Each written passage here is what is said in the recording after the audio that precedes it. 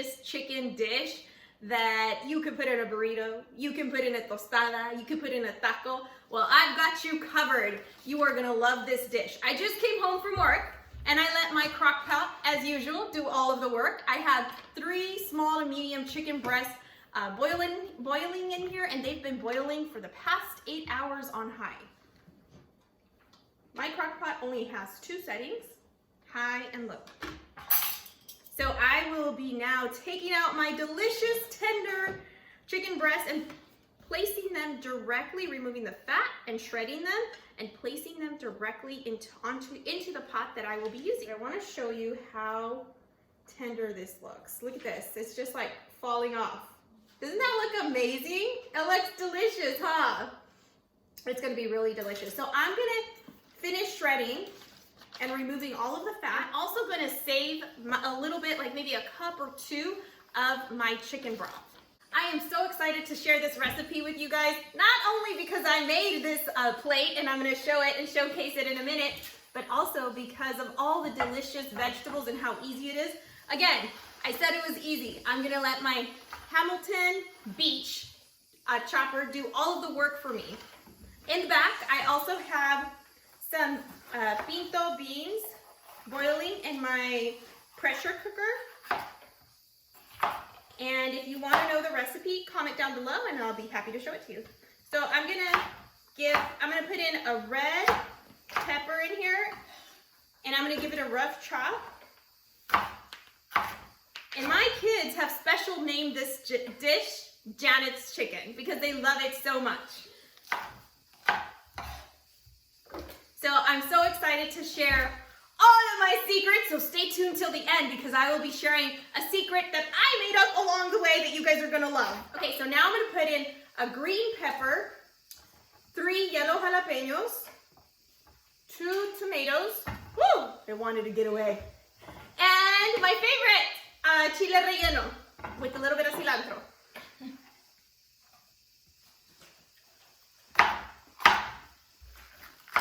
And I'll be adding all of the seeds from my yellow jalapeno. Almost forgot, I'll also be adding half of an onion.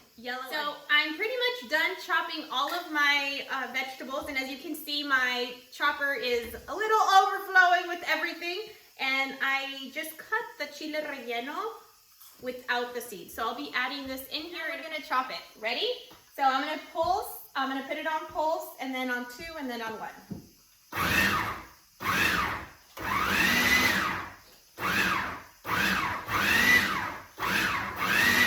So you can chop as finely or as thick as you'd like, but this is my preference. Okay, you guys, now we are at the good part. So this is what my vegetables look like. They're pretty finely chopped. Sometimes I leave them a little bit bigger. So now I'm gonna be adding them to my chicken. My shredded chicken, I've shredded it. It looks delicious. All the fat has been removed. I went ahead and I added 1 cup of chicken broth. And now I'm just gonna add my veggies. And I'm gonna put this on medium-low heat, or medium heat, rather. And I'm gonna let all the flavors get to know each other. So I'm gonna let it sit for about 20 to 30 minutes. So now it's time for your favorite part, the seasonings. So if you've waited till this part of the video, I'm gonna share all my secrets with you, but I wanted to show you how it's looking. So it's been sitting on medium-high heat for 30 minutes, and majority of the liquid is gone. So you can see that everything, all the flavors have gotten to know each other. I wanted to give you a tip. As a mom, it can be hard to cook homemade delicious meals. So I preserve this much of the chicken broth, and I'm gonna be putting it in a Ziploc bag and freezing it so that when my kids want chicken noodles, they can taste fresh and delicious. So first I'll start with all of my ingredients from Costco. Thank you, Costco. With Lori's seasoning. And I'll just give it a little shake. So you want to season to preference. And you don't want to over season. But if you do, like sometimes I do, don't tell no one, you can add a little bit of water and it'll hopefully balance all the flavors out.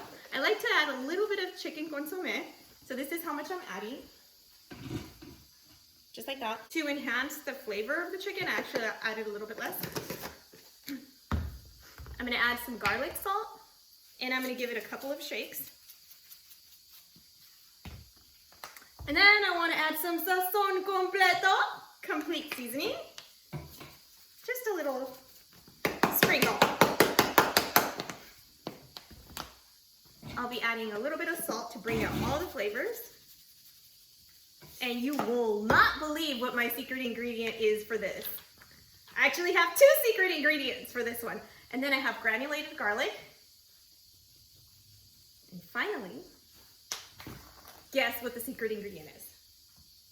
Flavor of God.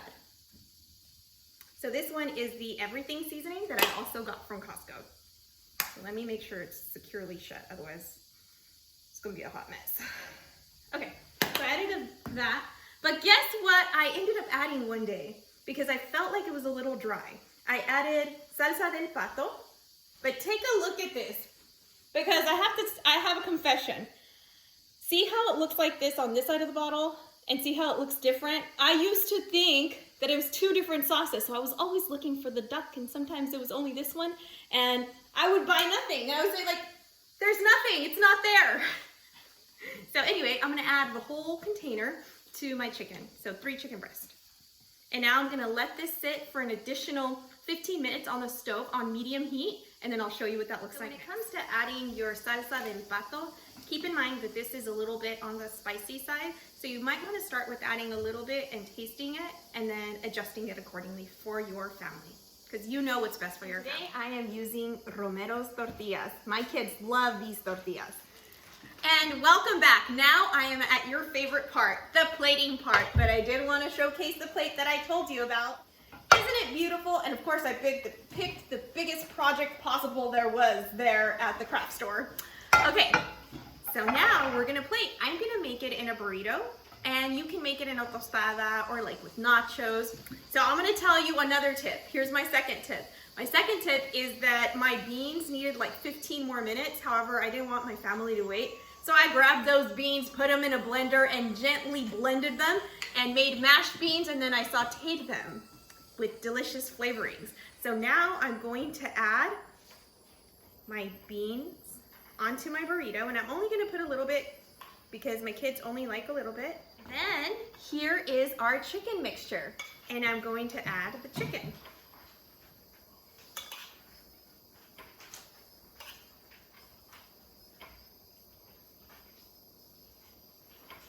Onto my burrito, and you're welcome to add any toppings you'd like, but the chicken is super flavorful, so it's gonna be the center of attention in this burrito. And now I'm gonna wrap it just like this, and I'm going to cut it in half so that you can see how amazing it looks.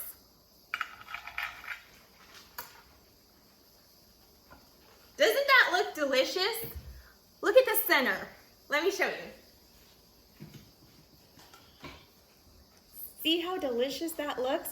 My kids and family are going to love this burrito dinner that I made for them. And remember, you're a creative cook, and if it brings your family together, it's worth it.